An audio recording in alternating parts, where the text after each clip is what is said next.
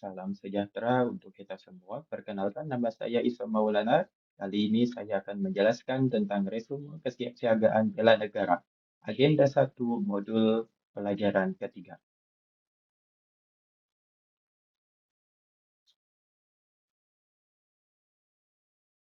Menurut Sujarwo, asal kata semaptaan disamaartikan dengan kesiapsiagaan, yang berarti siap siaga, siap siaga dalam kondisi apapun, dalam segala kondisi.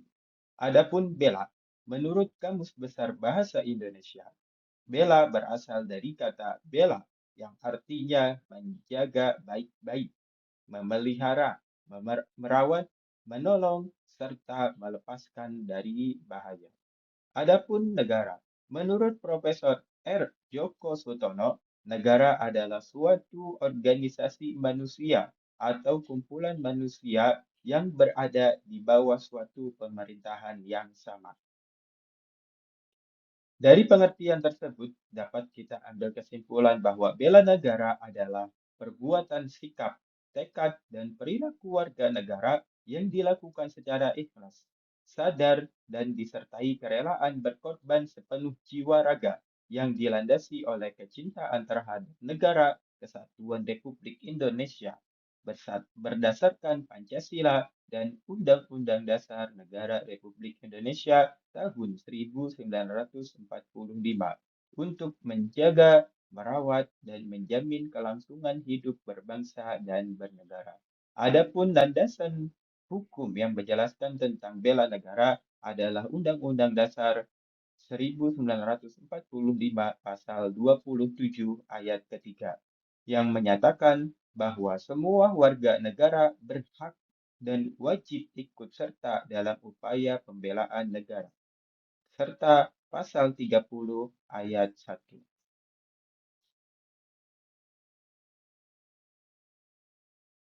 Dalam Undang-Undang Republik Indonesia Nomor 23 Tahun 2019 tentang pengelolaan sumber daya nasional untuk pertahanan negara, pasal 7 dijelaskan bahwa keikutsertaan warga negara dalam usaha bela negara salah satunya dilaksanakan melalui pendidikan kewarganegaraan dengan pembinaan kesadaran bela negara dengan menanamkan nilai dasar bela negara yang meliputi cinta tanah air, kesadaran berbangsa dan bernegara, percaya Pancasila sebagai ideologi negara, rela berkorban untuk bangsa dan negara, serta memiliki kemampuan awal bela negara. Contoh bela negara dalam kehidupan sehari-hari sesuai dengan zaman dan kondisi saat ini.